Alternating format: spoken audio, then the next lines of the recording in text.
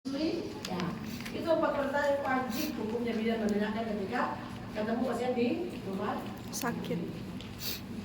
Ya nggak? Iya, Bu. Kenapa? Itu semua mempengaruhi. Kalau dia tidak belum kencing, dia belum makan, bagaimana menyusui? Menyusui tidak bisa. Terusnya dan terusnya. Gitu ya? Ya, jadi mari kita mulai. Perkenalkan, masih ingat saya Bu? Siapa? Panggil apa kamu? Penny. Nah, Penny. Enak aja. Masih ingat saya Bu Penny? Saya Jasmawati, mahasiswa bidan Poltekkes ya Bu. Kan kita sudah janji tadi, Ibu saya akan periksa ya Bu untuk melihat kondisi Ibu. Ibu melahirkan kapan Bu? Kemarin ya Bu. Kemarin dilahirkan. Anaknya di box. Kan begini ya. Ibu tadi sudah menyusui ya Bu ya. Nanti kita lihat kan, kita lihat pergerakan bagaimana ya. Apakah sudah bagus menyusui atau tidak? Karena baru kemarin sore dia melahirkan. Selesai. PHSP, bina hubungan saling Percaya. Kemudian kita apa dulu kalau misalnya kita periksa pasien itu dimulai dari apa? Dari kepala. Hah? Vital sign. Ingat kan? Masih. Selain timbang berat badan dan katakan kalau di ruangan ada boleh sebenarnya boleh ada. Tapi bisa jadi kalau bak ibunya sudah berbaring, dia bilang sudah kencing, sudah mandi, kan bangunkan kan susah nanti aja kita tiba dan panjang tinggi badannya. Lalu kita mengukur vital sign-nya dulu, ya. Mengukur vital sign. Kalau kita mau mengukur tekanan darah, kalau tidak ada yang sekarang yang chest begini tetap, ya kan? Kita pasang dulu, ya. Iya, Bu. Kemudian kita bersihkan dulu aksilanya pakai tisu. Ya. Permisi ya Bu, kita bersihkan pakai tisu, dikepit Bu, lalu dia pasang. Sambil saya dengarkan dia bunyi ya. Sekarang saya mau informasi nih, karena ini sudah tingkat 3 keterlaluan sampai belum tahu memasang manset untuk mengukur tekanan darah. Gimana saya pasang ini? 3 cm di atas posa cubiti. Di atas posa Antar cubiti. Ya. Iya, Bu. Lalu saya mencari apa dulu? Mencari nadi brachialis dan brachialis radialis. Ya. Untuk apa saya cari di sini? Untuk sebagai batas pemompa. Kalau saya cari di sini untuk tempat meletakkan stetoskop. KDM mana nih? KDM tidak boleh dibuat. KDM itu adalah konsep kita sampai dengan BDD jadi. Nah, ini tensi rusak. Saya tidak tahu kenapa ini tensi rusak yang dikasih bersama. Tapi sampai 3 juta yang bisa dipakai. Tapi sudah tahu ya, kalau kita pasang ya karena tidak bisa dibuka. Rusak ini. Kita tahu sudah tahu konsepnya tadi dipasang 3 jari di atas pojok selesai. Anti cubiti. Dipasang, terikat, lalu ini taruh sini ya. Pegang dulu ya. Tapi sebelumnya dipasang dicek dulu apakah berfungsi atau tidak. Anggaplah berfungsi. Kita buka skrup, ditutup lagi. Tidak ada udara ya. Setelah itu kita, kalau Anda kan sudah tingkat 3, tidak mungkin lagi salah-salah. Lalu kita apa ini? Pegang arteri ini, pompa, ya. Setelah berhenti berdenyut, kita naikkan 20 mm daging, ya kan? Lalu tangan saya pindah di sini, pegang stetoskop di sini, lalu membuka, ya. Lalu bagaimana saya mendiagnosis sistem ini? Ada diastol. Saya, Ibu tensinya agak rendah ya Bu. Kan sudah saya ajarin kemarin teorinya toh? Iya, Bu. Sebenarnya teori berapa rendah? Agak rendah ya. Cenderung bisa rendah, bisa juga tidak. Tapi kalau rendah tidak masalah. Dulu menjadi 50 sampai 70 kali per menit. Itu masih bisa dianggap normal, ya kan? Kemudian setelah selesai vital sign, kemudian kita ke head-to-nya, ya. Selesai nadi. Jangan, tidak usah diberitahu. Periksa nadi dan hitung pernapasan sekalian. Berapa lama dia? Tidak 1 menit kalau orang dewasa. 15 detik. Ya kan? Kali jumlahkan kali 4. Beda Anda ya. Selanjutnya selesai vital sign normal. Tapi tekanan juga rendah. Kemudian kita head to toe sekarang, supaya kita tidak ragu-ragu ibu ini kan, meskipun kita tahu bahwa dia sudah apa itu namanya, sebenarnya di rumah sakit sih tidak dibolehin lagi katanya ya.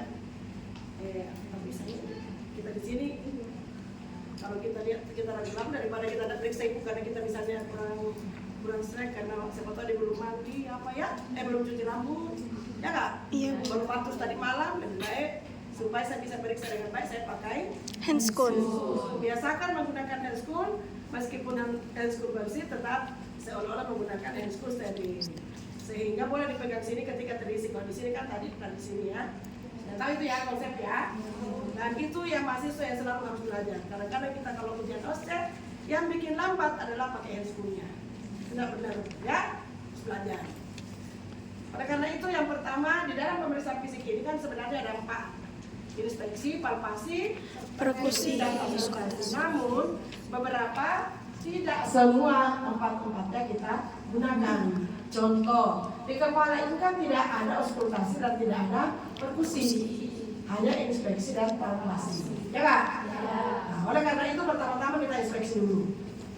Apa yang diinspeksi? Pertama warna rambut. Warna rambut keterkaitannya dengan apa? Kemarin sudah diambil nih. Keterkaitannya dengan status gizi. Kalau dia kuning, cuma kita tanya dulu, ibu, apakah ibu mau warna rambut? Dan sekarang kan zaman modern, ibu-ibu cenderung banyak yang warna rambut sehingga warna kuning, tapi bukan berarti dia kurang gizi. Nah, itu kan seperti itu ya. Lalu warnanya, kemudian distribusi merata, tidak ada tanda alopecia ya. Kemudian apa lagi? Lalu kita sambil mengoreksi massa, sambil mengoreksi lesi dan kebersihannya. Jadi kita palpasi dirawat, tapi bukan cari kutu ya. Saya selalu mengingatkan karena mahasiswa itu suka sekali, saya tidak tahu bu, tiap ujian kita pasti begini, bukan begini ya. Karena kalau begini cari kutu. Iya, Bu. Nah, jadi pada saat dipalpasi sekalian kita lihat observasi juga tidak ada lesi, bersih. Ya, tidak ada sekalian massa tadi. Nah, itu tidak banyak-banyak ya, tidak banyak-banyak. Kemudian kita pindah ke apa ini? Wajah. Buka wajahnya bu, buka wajahnya, buka wajahnya. Nah, ibu hamil kemarin yang mau melahirkan pasti dia kita sudah belajar di psikologi persalinan biasanya dia meningis ya. Ibu hamil tempo-tempo karena kesakitan. Ibu ini pasti harus tidak ada apa after pain, tetapi kan tidak menyebabkan sampai meringis ya. Ibu ada sakit nampak dari ekspresi wajahnya kelihatan dia kesakitan atau tidak. Ekspresi wajah ceria, sudah mandi cantik ibu ya, tidak ada plasma. Padahal mungkin bisa kalau dia ada di hamil berarti masih ada ya. Kebetulan ibunya ini tidak ada.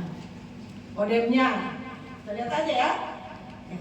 Kemudian kita ke mata. Di mata itu dilihat konjungtiva, ya. Konjungtiva, permisi bu, lihat ke atas bu. Agak pucat ibu ya, sklera tidak ikterik, ya. Kalau kita mau sebenarnya pupil itu tidak perlu diperiksa. Kenapa orang bilang tegap? Pupil itu diperiksa kalau orang yang di setengah koma. Kalau ini ngapain? Orang tak tegal. Cuma kenapa pakai santan-santan ini untuk refleksnya saja. Jadi refleks itu pun kita silang begini. Nah, jangan pernah kita pelototi senter matanya orang ya. Iya, karena itu predisposisi kejadian katarak dengan sinar senter hampir sama aja dengan sinar matahari ini. Ya, makanya jangan. Itu pasien pingsan yang dibuat begini. Kemudian kita pindah ke telinga. Jadi ingat ya, mata, telinga, hidung, mulut. Saya tidak tahu jadi urutan di mana. Hidung. Perbaiki, boleh diperbaiki. Elisa, itu harusnya mata ke telinga bu. Nah, Ini mata ke hidung. mata telinga. Mata ke hidung. Nah, kan? Kemudian kita, oh iya tadi apa ini obat gatusnya. Lut bisa kira lut ini. Nah, selesai. Ya. Perhatikan, selamanya kita upayakan yang terjauh dulu ya. Yang terjauh dulu. Nah, telinga kita perhatikan ya bentuknya, lalu kita lihat kebersihannya, baik di luar maupun di Dalam. Di dalam kita menggunakan senter. Pada jam 12 itu telinga dalam bagian bawah, di ke belakang dan ke atas. Yang di tengah ini jam 3 ke belakang dan kemudian jam 6 ke bawah dan ke belakang, sambil kita pakai satu tangan memegang senter ya. Ada nggak pengeluaran cairan, ada aktivitas sepeda peregangan ya. Demikian juga yang sebelah kanan. Satu lagi, pendengaran itu kalau di HP kemarin kita pakai garpu tala. Masih ingat garpu tala kemarin? Dengan rine dan wabaya soba. Tapi ini tidak ada garpu tala disiapkan karena sudah postpartum. Ya, sudah tahu penggunaannya dengan garpu tala kan? Kayak kita waktu bersahur pakai garpu tala kemarin kan? Iya, masa sudah lupa. Yang dikepit begini. Oh. Bahasa nih. Kayak Begini aja. Iya. Tapi Anda itu harus tahu kenapa. Siapa tahu nanti Anda kerja di mana, orang tidak pakai baju kita, tidak pakai garpu tala, kan malu. Masa petugas kantin tidak kenal garpu tala? Boleh nggak Bu? Elisa, Anda berdaya terus aku siapa kayak laboratorium, pinjamkan garpu tala dulu deh. Artinya begini, tetapi Anda harus kenal itu garpu tala. Karena siapa tahu nanti ada alumni kemana-mana kerja di mana kan? Kenapa ada petugas kantin tidak tahu? Tidak pernah kan itu punya mengajari ilmunya. Dosennya mengenalkan yang namanya garpu tala. Tapi pertama-tama simetris kiri kanan tidak ada cuping hidung. Sebelum kita buka ya. Lalu kita melihat ke dalamnya itu bukan memegang hidung, tetapi memegang Dagu. Lalu kita pakai senter. Ya. Kita pakai senter, pegang dagu. Ya. Permisi Bu. Nah, kita lihat pertumbuhan gula hidung ada. Tidak ada merah-merah ya, berarti tidak ada peradangan, polip tidak ada, bisa kita lihat. Kemudian kalau dia ada, berarti kan dia merah-merah, berarti kan ada peradangan, dia punya kuning. Nah ini berdampak nih terhadap satu nutrisinya yang tidak mau makan, dia kurang mau makan karena dia lagi flu biasanya. Terutama aja sih pada saat hamil ya, kemarin kita sudah jelaskan di hamil ya. Ini tinggal beri aja untuk yang dari hamil. Selesai itu hidung, kita turun ke mulut. Nah mulut jangan buru-buru aja ambil tong spatel, nanti dulu. Kita simetris kiri dan kanan. Warna sedikit pucat-pucatnya, tapi ini kan relatif ya. Kalau bibir itu kita lebih ke arah untuk pecah-pecah karena status cairan. Ya.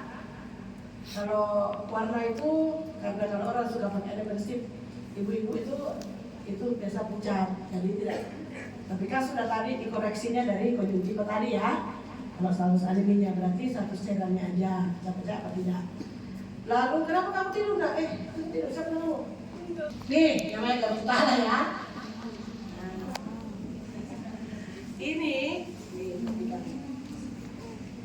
Ini untuk mengetahui fungsi pendengaran. Yang pertama namanya rine. Mbak, berdiri dulu nak.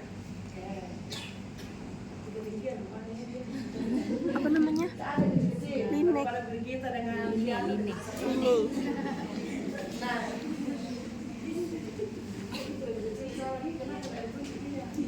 kamu lebih pendek kan? Coba di sini.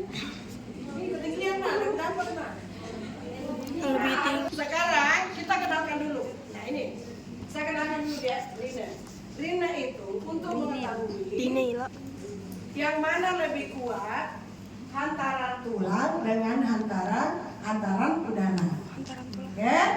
Yang mana kayak dimaksud hantaran udara? Hantaran udara itu kalau kita letakkan di sini nanti, sementara hantaran tulang itu kalau diletakkan di belakang ini ya, di sternocleidomastoideus ya. Oke.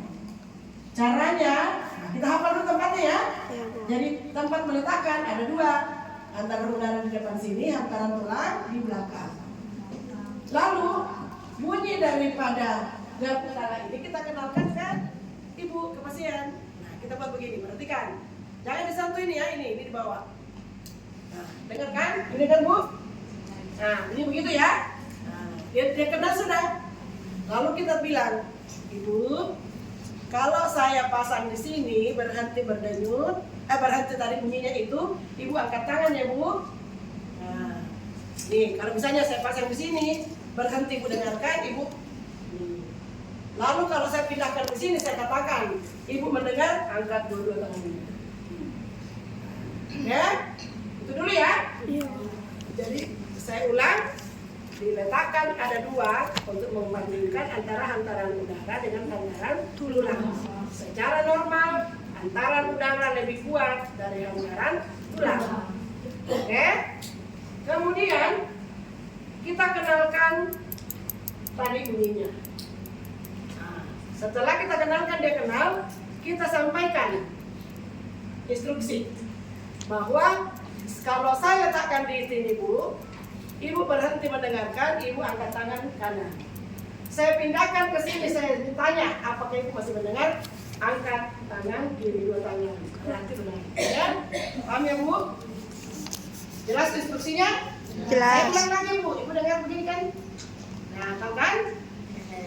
Kita boleh mulai ya Bu ya? Ini sedikit Bu. Nah, mulai. Ingat ya Bu tadi ya instruksinya ya?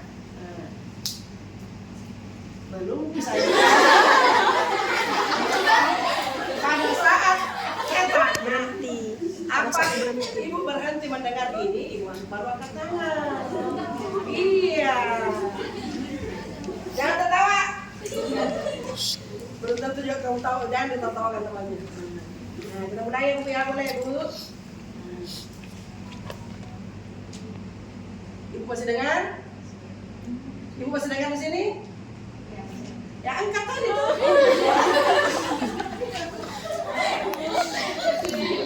Karena secara normal hantaran udara, kalau di sini kan hantaran udara ya. Iya. Kalau di belakang sini kan hantaran tulang. Hantaran udara lebih kuat dari hantaran tulang. Kalau dia sudah tidak mendengarkan di hantaran tulang, dipindahkan ke depan hantaran udara, dia masih mendengar, berarti dia normal. Oke?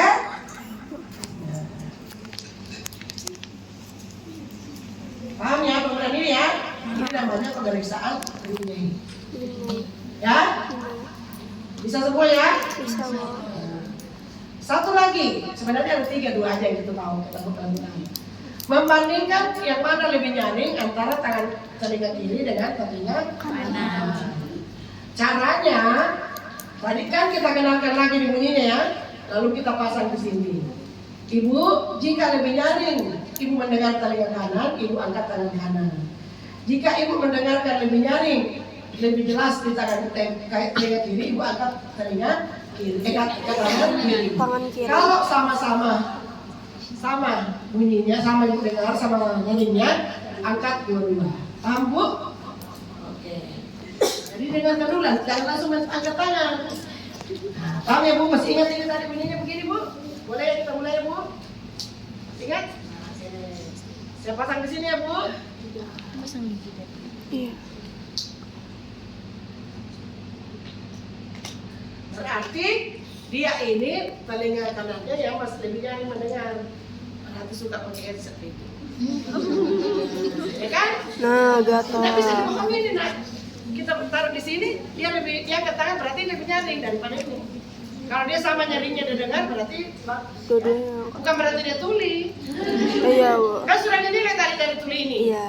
Ya kan? Dari hantaran tulang dan udara. Dia sebenarnya tuh tinggal kita membandingkan sehingga nanti pada saat dia mendengarkan apa ini DJJ, berarti gunakan telinga kanan. Karena rupanya telinga kirimu kurang terlalu mendengar. Karena tadi pada saat diuji kiri dan kanan rupanya lebih nyaring di Kanan. Gitu ya? Itu maksudnya. Kalau ini enggak lagi. Orang itu sudah tadi normal kan? Iya. Saya pindahkan ke di sini masih dengar dia. Kan memang normal begitu. Hantaran udara lebih kuat dari hantaran tulang. Yang di belakang hantaran tulang, yang di depan ini hantaran udara. Paham ya? Oke, seperti itu lah. Nah itu tadi, lanjut kita. Kita mulai tadi yang katakan lewat. Ya. Sekarang kita sampai di mulut sudah selesai. Oh iya mulut. Sampai sudah di mulut. Simetris kiri kanan. Kemudian tidak pecah-pecah. Ibu buka sedikit mulutnya Bu. Apa yang kita lihat mulut? Jangan dulu langsung santai. Buka sedikit mulutnya Bu. Gigi bersih ya Bu. Tidak ada stomatitis. Tidak ada gigi lubangnya. Baru kita gunakan. Mau lihat gigi lubangnya kan? Coba buka sedikit mulutnya Bu lagi. Nah, tidak ada lubang kiri kanan atas bawah. Tidak ada. Lalu stomatitis tidak ada. Kemudian suruh minta ibu untuk mengulurkan lidahnya. Barulah kita pegang ini. Jangan buru-buru aja. Begitu membuka mulutnya, pasien langsung ambil ini, tidak usah. Kelamaan dia mengulurkan lidah. Kalau hanya melihat gigi, stomatitis, gigi berlubang, karies, itu tidak perlu mengulurkan lidah. Nah, paham ya? Paham. Ingat ini, ibu hamil terutama, ya. Ibu silakan ulurkan lidahnya Bu. Baru diulurkan lidah, buka. Nah, gini Bu. Nah, kita lihat tremor. Normalnya kan tremor ya. Iya. Warnanya merah muda, tidak kotor, tidak pucat. Barulah kita masuk ini. Kita pakai sambil center. Masuk ya, ini masuk ya. Tapi ini saya tidak masukkan karena ini kotor, kasihan temannya. Tapi ini harus masuk ya kalau pasiennya. Iya Bu. Nah, kita lihat tonsil. Periksa ukulannya simetris kiri dan kanan. Pada saat kita memeriksa ukulan yang sebelah atas, kita tekan ke bawah. Pada saat kita memeriksa ukulan sebelah bawah, kita tekan ke atas. Pada saat kita memeriksa ukulan sebelah kiri, maka kita tekan ke sini. Kanan, pemeriksa ukulan sebelah kiri, maka kita tekan ke sebelah kiri. Berarti kan simetris. Ukulan simetris kiri dan kanan. Berarti kan tidak ada pembesaran. Tidak ada pembesaran pada tonsil dan tidak ada kemerahan. Berarti tidak peradangan. Oke? Ingat di sini kita jangan suka buru-buru ambil suruh ibunya mengulurkan lidah dan center. Nanti ya gigi tidak perlu disantet, stomatitis tidak perlu disantet, gigi lubang tidak perlu disantet, belum gigi, belum lidah diulurkan. Kenapa? Coba aja Anda sendiri. Coba kalau ulurkan lidahnya kelamaan, sakit tak lidahnya? Sakit kan? Maka ini ibu loh, ibu pasien ini. Nanti saja ya. Selesai mulut ya. Nah, sekarang kita pindah ke leher. Ini sebenarnya sudah diambil juga, tapi saya ulang supaya tidak salah-salah lagi. Kenapa? Karena 90% mahasiswa selalu salah di pena jugularis. Ya, dia bikin begini. Tapi tidak usah lakukan yang salah. Perhatikan ya yang benar ya, langsung saja yang benar. Inspeksi, ya, dan palpasi pena jugularis itu ini dulu. Saya ulang. Di leher itu kita inspeksi. Tidak ada pembesaran, tidak ada peradangan, berarti tidak merah. Masih ada plasma gravidan biasanya ya. Unipas kan boleh diambil kan? Iya Bu.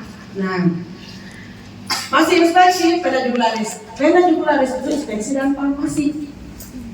Mana inspeksinya? Nah, cari arteri karotis. Berapa arteri karotis ya pasien? Satu tangan di karotis, satu tangan di mandibularis. Lalu kita usap ke atas, berarti kan palpasi ya? Ada nggak bendungan? Lalu lepas yang di karotis, lihat, inspeksi lihat, ya? Ada nggak bendungannya? Jadi bendungan bisa dilihat, bisa diraba. Berarti pena jugularis bisa diraba, bisa diinspeksi. Rabaannya tadi pada saat kita menaikkan ke atas sini, inspeksinya pada saat kita lepaskan karotisnya kita lihat ada bendungan nggak? Bendungan pena jugularis. Kita nggak usah terlalu P1 F1 nggak usah terlalu apa namanya itu ibu kos itu nggak saklek kalau misalnya pasien yang sakit-sakit jantung, ya meskipun memang ini dia termasuk penyakit jantung sih. Cuma tidak sampai ke situ kalau sakit jantung dia bisa hipertensi dan lagi periksaan. Jadi kan normal ya, kita cerita normal. Demikian juga yang kiri sama. Cari pegang tahan arteri karotis, satu tangan di mandibularis sambil benar ke atas, tidak ada bendungan. Lalu kita lepas dari karotis, kita lihat tidak ada bendungan pena jugularis. Ini normal ya. Lalu yang kedua kelenjar limfe. Sakit Bu? Ini kan peradangan jadi sakit. Pada jumlah ditanya sakit ya. Yang ditanya sakit itu adalah kelenjar Limpe. yang ada yang biasa di sini bengkak. Nah, karena peradangan kan? Jadi kasih biru-biru zaman dulu. Iya. Ya, sampai sudah kamu sekarang. Kemudian yang ketiga baru apa? Kelenjar tiroid. Tidak ditanya juga, tidak ditanya sakit. Tapi pasiennya diinstruksi untuk menelan. Ibu, menelan Bu. Nah, boleh satu. Nah, ini perabaan pedicularis bisa 3 cara. 1, boleh begini. Ibu silakan menelan Bu. Nah, goyangkan berarti kan ada pembengkakan. 2, boleh juga pakai 2 tangan. Silakan menelan Bu. Boleh juga gini. Menelan Bu. Jadi bisanya dilakukan 3-tiganya tidak perlu. Tapi saya praktekkan 3, terserah kamu pakai yang cara mana. Itu tidak ada yang salah, benar semua. Yang penting intinya disuruh menelan, ya. Nah, lalu kita meraba di apa namanya nih tiroidnya. Oke? Selesai leher. Oke? Pindah ke dada. Dada ini juga selalu salah. Tutup payudara dulu. Jangan buru-buru aja buka payudara. Siapa yang suruh buka payudara? Nah, ini saya taruh payudara ya, supaya tutup. Tapi bukan berarti dibuka. Jangan dibuka dulu payudaranya ya. Iya Ibu. Isi ya. Jangan dibuka dulu. Kita tidak periksa payudara. Kita periksa Dada. Si dada ya. Bajunya dibuka aja di dada. Kita buka baju, lalu kita inspeksi. Kalau dada itu inspeksi, palpasi, perkusi, terakhir stimulasi. Ini juga sering salah ini mahasiswa. Begitu dada langsung buru-buru aja ambil ini. Nanti aja nih selatan. Taruh aja di leher buru-buru. Kalau misalnya supaya cepat, biar aja menghindar apa juga. Tapi jangan diperiksa dulu. Simetris kiri dan kanan, tidak ada retraksi di sini dada, tidak ada penggunaan atau bantu pernapasan. Inspeksi kan? Palpasi. Apa palpasi? Okan primutus. Untuk bagian resonans. Ibu, Pak, kenapa dada? Kenapa dada pasien? Ibu bilang 77. Lagi. Nah, ada getaran atau resonan. Coba rapat dari temanmu. Jangan dirimu sendiri. Itu untuk palpasi. Langsung kita perkusi. Apa langsung diperkusi? 1. Ya, perkusi. Ini normalnya sonor. Sonor. Nah, ini sekarang ini. Saya ini sonor ya. Ini kan ada di sini di ganja ini. Ini ya kedengaran ya. Kalau dia pekak itu berarti ada massa. Ya, kalau dia ada udara dia crackers. Ya, kalau dia ada cairan itu darkness. Dia normalnya sonor. Ini yang kita dengar ya. Kita ketuk. Terakhir baru ambil stetoskop, Auskultasi. Tidak ada loh, belum baca 1. Nah, napas dulu, suara napas vesikuler. Napas Bu, vesikuler itu lebih panjang apa? Lebih panjang Lebih panjang apa? Ini sekarang ada di napas apa ini? inspirasi daripada respirasi. Vesikuler ya? Ya. Panjang mana? Inspirasi. Menarik atau mengeluarkan? Menarik. Jadi apa kalau menarik? Inspirasi. Itu lebih panjang inspirasi daripada ekspirasi. Ekspirasi. Ya, nah, napas Bu. Vesikuler itu dapat didengarkan di seluruh lapang paru. Kita dengarkan. Bisa sampai di belakang boleh didengarkan. Tidak usah pada ini. Jadi vesikuler ya. Bu, ibu hamil kalau ibu hamil sih nggak biar sesak dia tetap vesikuler. Ya? Iya. Kecuali dia susah sekali pesen aspa itu. Biasanya program vesikuler bersamaan. 1, suara napas kan? Lalu suara napas tambahan. Wheezing atau non-E. Ini masih suara dada nih, masih paru-paru nih diperiksa. Ya? Wheezing di akhir apa? Wheezing itu ada di akhir Inspirasi. in atau X? Ekspirasi. Berarti akhir apa? Inspirasi. Itu pada pasien asma ya? Iya. Nah, dia tarik napas langsung bunyi. Ya. Kalau Roni di akhir pada saat dia membuang napas. Ya. Tapi ada juga sih teori, ada buku mengatakan awal dan akhir terserah. Tapi saya lebih suka mengatakan kalau wheezing itu pada saat dia menarik nafas orang asal itu. Memang sih hampir di akhir, di awal ekspirasi. Nah, jadi tidak ada yang salah sebenarnya, cuma jadi saya lebih suka. Tapi sama aja. Nah, selesai untuk suara nafas ya. Apa tadi? Suara nafas Normal vesikuler, saja vesikuler, bronkial atau bronkial. Yang kedua suara nafas tambahan apakah pneumonia atau wheezing, barulah kita bunyi jantung 1, bunyi jantung 2. Ini kami sudah sampaikan, jadi saya minta ada yang melakukan mengatakan di mana BJ1, apa itu BJ1?